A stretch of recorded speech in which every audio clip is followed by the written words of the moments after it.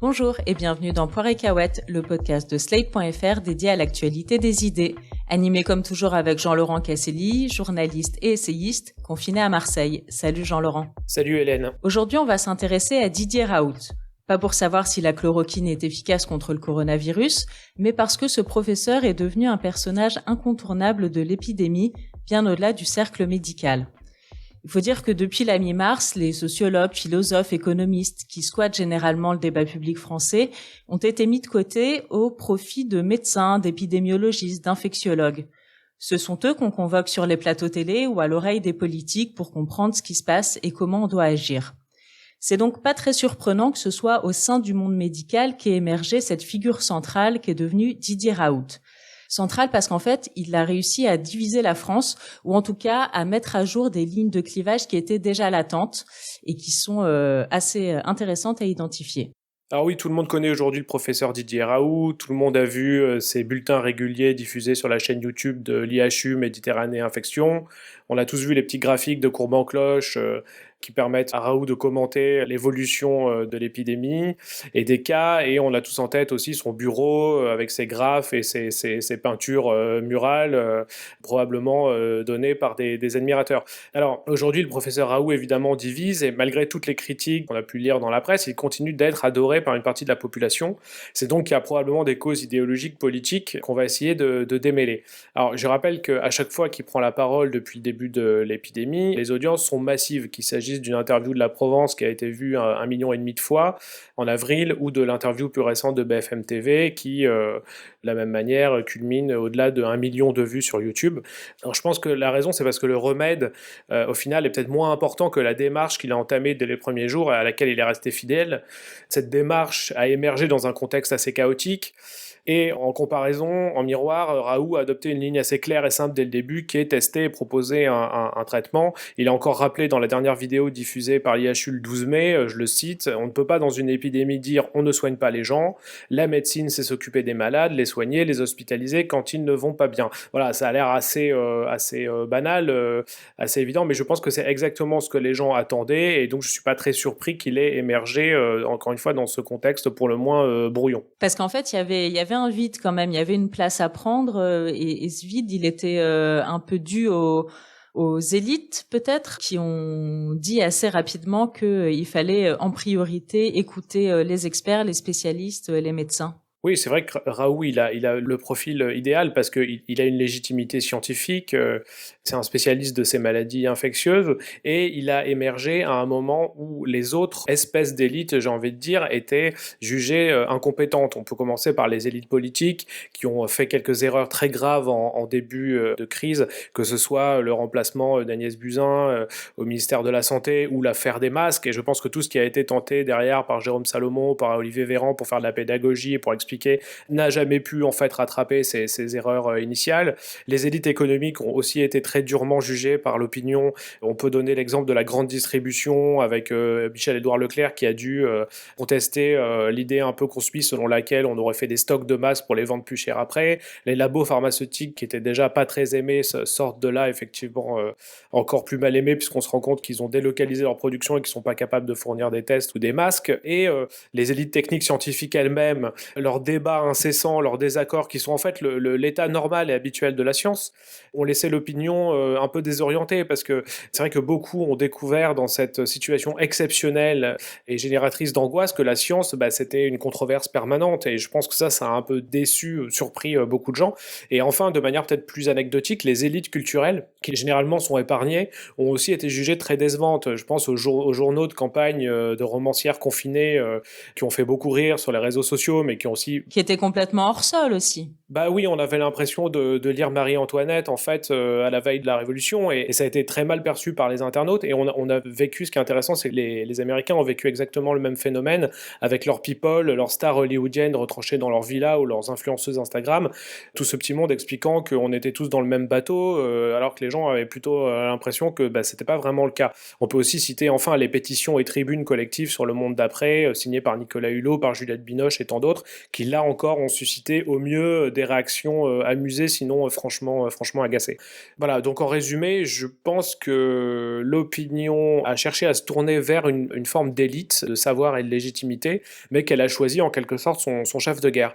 Et c'est vrai qu'en plus du soutien populaire dont Raoult a bénéficié, il peut aussi compter sur le soutien d'une droite assez traditionnelle, qui est d'ailleurs représentée dans la presse comme le Figaro ou Le Point, et qui est une presse qui est beaucoup lue par les médecins. D'ailleurs, les médecins ont été, les libéraux surtout, ont été des soutiens assez fervents de Raoult, et on va écouter Jean-David Zetoun, qui est docteur en médecine et en épidémiologie clinique, qui travaille sur l'économie de la santé et la régulation des médicaments, et qui nous explique justement comment il a perçu ces fractures à l'intérieur du champ médical. Mais mon impression à moi, c'est clairement que les praticiens de terrain, ceux qui sont souvent dans des cabinets ou alors à l'hôpital, mais qui ne sont pas des universitaires, qui voient plus de patients en consultation, ces gens-là, souvent, ont demandé à ce que la chloroquine soit mise à disposition. Et c'est vrai que les médecins qui se sont le plus opposés à Didier Raoult, pour des raisons qui se comprennent, là, encore une fois, c'est des médecins universitaires, c'est des médecins qui font beaucoup de recherche clinique et qui sont souvent accusés par les autres d'être moins cliniciens, d'avoir moins d'activité clinique et d'être moins confrontés au problème,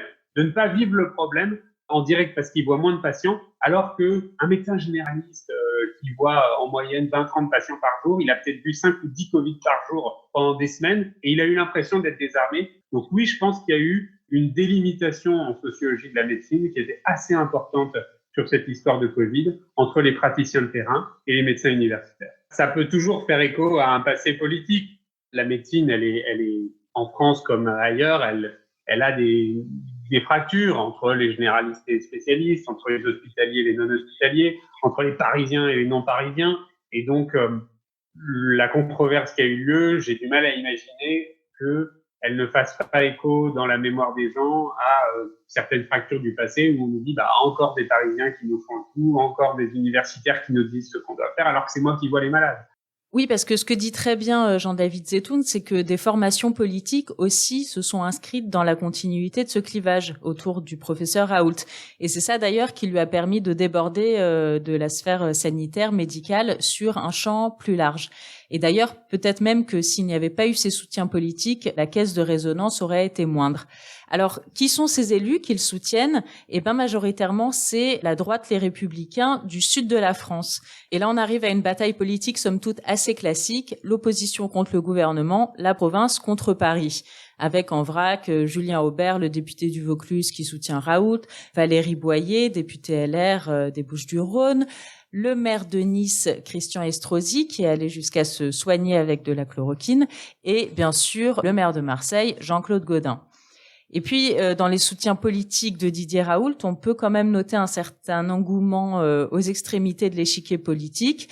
Là, c'est peut-être son côté un peu rebelle, anti-système qui fait mouche, puisque d'un côté, on a Mélenchon qui lui a consacré un billet de blog plutôt laudatif, et puis à l'autre extrémité du spectre politique, on a Marine Le Pen qui, fin mars, se disait carrément en faveur de la prescription de chloroquine. Oui, donc les soutiens de Raoult, ils sont de deux types. On a une droite plutôt issue de l'establishment, on pourrait dire, assez classique, qui est celle des Républicains, et puis une droite plus populaire, populiste selon ses détracteurs.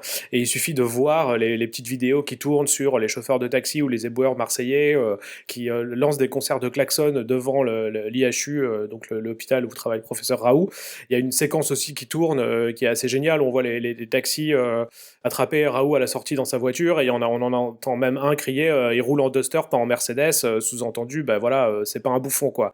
Donc je pense que là, très vite, il y a eu une identification d'une partie de la population à Raoult, dans le sud de la France, bien sûr, avec un effet de fierté locale, un effet anti-parisien, c'est assez classique ici, mais pas seulement, parce que moi, j'ai vu vraiment autour de moi tout un tas de gens être plutôt rassurés, en fait, par cette possibilité d'aller se faire tester. Encore une fois, on parle pas du protocole en lui-même, de l'efficacité de la chloroquine, mais le fait d'avoir une possibilité de test massif fait que, selon Raoult, il a testé plus de Marseillais que la population de Corée du Sud.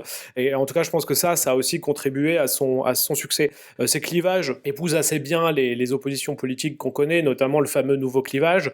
Les Américains appellent ça, j'ai découvert ça hier, un test de litmus, c'est-à-dire une question à laquelle, en répondant, on se positionne sur l'échiquier politique. Aux États-Unis, c'est souvent la question de l'avortement, qui est celle qui surpasse en fait toutes les autres. Et le soutien à la chloroquine et au professeur Raoult, c'est devenu un petit peu l'équivalent, c'est un miroir en fait de tout toutes nos fractures politiques. Et l'IFOP s'est prêté au jeu en demandant aux Français s'ils pensaient que le protocole à base de chloroquine était un traitement efficace ou pas contre le coronavirus. Alors les résultats, encore une fois, ne nous apprennent évidemment strictement rien sur l'efficacité du traitement, mais en revanche, elles permettent de confirmer certaines oppositions. Donc si en moyenne 59% des Français estiment qu'il s'agit d'un traitement efficace contre le coronavirus, ils sont jusqu'à 74% en PACA. Et si on s'intéresse à la proximité partisane, on observe que 80% des partisans de la France insoumise sont pro-Raoult, pro-chloroquine. C'est le cas de 71% des électeurs des Républicains. Il n'y a guère qu'en fait que les électeurs d'Emmanuel Macron qui sont plus sceptiques. Enfin, les gilets jaunes, les gens qui se sentent gilets jaunes sont dans ce sondage très majoritairement pro-chloroquine, ils sont 80% à croire à l'efficacité de ce traitement. Et puis ensuite, ça décline jusqu'à 50% pour ceux qui ne soutiennent pas du tout les gilets jaunes.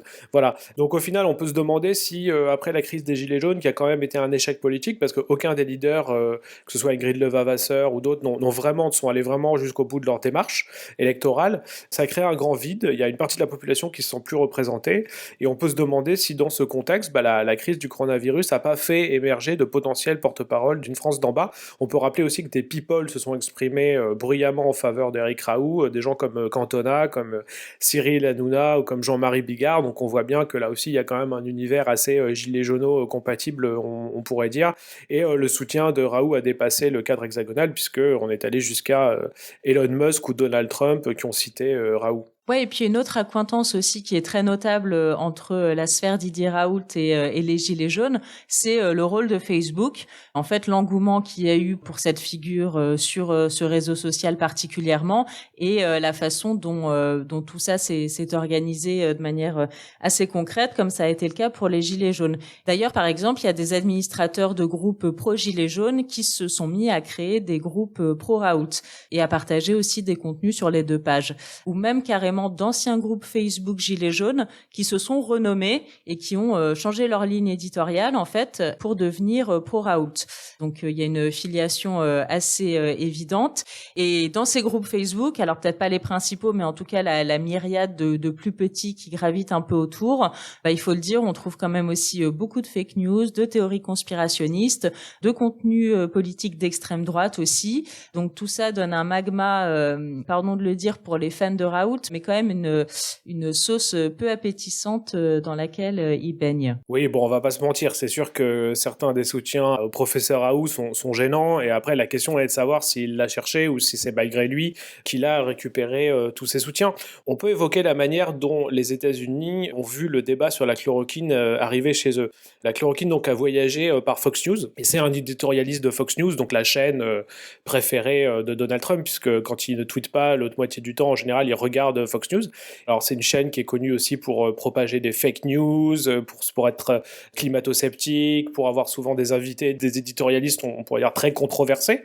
Et c'est un de ces gars-là qui s'est entiché de Didier Raoult et l'a fait connaître auprès du public américain et donc de Donald Trump. Et donc Donald Trump a rebondi, a commencé à citer Raoult et à dire du bien de la chloroquine, et à partir de là, le mal était fait en quelque sorte, puisque comme les médias conservateurs, réactionnaires et amateurs de fake news avaient choisi leur camp, et la presse plutôt intello new-yorkaise, par rebond, a commencé à présenter Raoult comme une espèce de d'hurluberlu sorti des entrailles de Facebook. Enfin voilà, je pense que là, le débat aussi a été très exagéré. Tout comme la presse de gauche aussi en France s'est rangée plutôt dans le camp opposé à Raoult. Il y a des prises de distance plus que prudentes, enfin vraiment très marquées, voire très très sceptiques, chez Libé, chez Mediapart aussi. Oui, tout à fait. Il y a eu aussi une bataille assez symbolique entre Le Monde et Raoult, puisque dans une des premières vidéos qui était exagérément enthousiaste, l'équipe de Raoult avait titré fin de partie pour le coronavirus, une phrase qui a beaucoup choqué. Le Monde avait réagi là-dessus. Depuis, le titre de la vidéo a été modifié, et je crois qu'un point d'interrogation a été ajouté. Donc l'équipe de Raoult a aussi un peu modéré son enthousiasme. En tout cas, le fait qu'il y ait eu comme ça une passe d'armes entre certains médias plutôt classés à gauche et Raoult est là encore un indicateur, un signe du fait que ses positions ont été assez clivantes.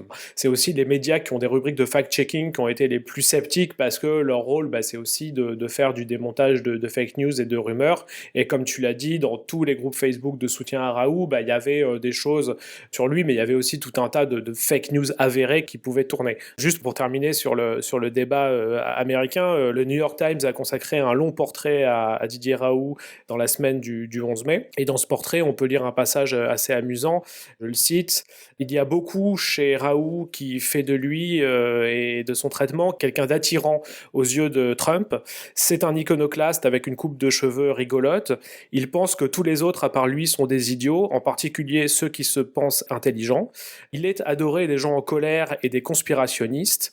Et son autosatisfaction semble n'avoir aucune limite. » C'est marrant, ça fait aussi penser à Donald Trump, en fait, ce portrait. Qu'ai-je donc fait donc ? Une erreur professionnelle, ça vous suffira ? Une erreur professionnelle, je ne comprends pas. Madame Lorigan ne devait recevoir des soins qu'à base de paracétamol. Et non pas d'acide acétylsalicylique, qui est rigoureusement contre-indiqué comme tout médecin sait. Voyons. C'est injuste, on ne m'avait pas prévenu. Sinon, vous pensez bien, jamais je n'aurais prescrit de ce médicament. Une faute est une faute. Et je ne puis l'admettre. Vous pouvez y aller. On vient d'écouter un bout de sketch des Inconnus, Maîtresse et patient, ce qui nous amène doucement vers la fin de ce Poire et Cahuète. Bon, on ne sait toujours pas si la chloroquine est efficace contre le Covid-19, mais en tout cas, maintenant, on sait comment ce mot s'écrit. Et puis, on en sait aussi un peu plus sur les raisons du succès, autres que médicales, de la figure du professeur Raoult. Retrouvez Poire et Cahuète sur slate.fr ou sur votre application de podcast préférée. Si vous avez aimé cet épisode, n'hésitez pas à vous abonner, à nous mettre 5 étoiles et à en parler autour de vous.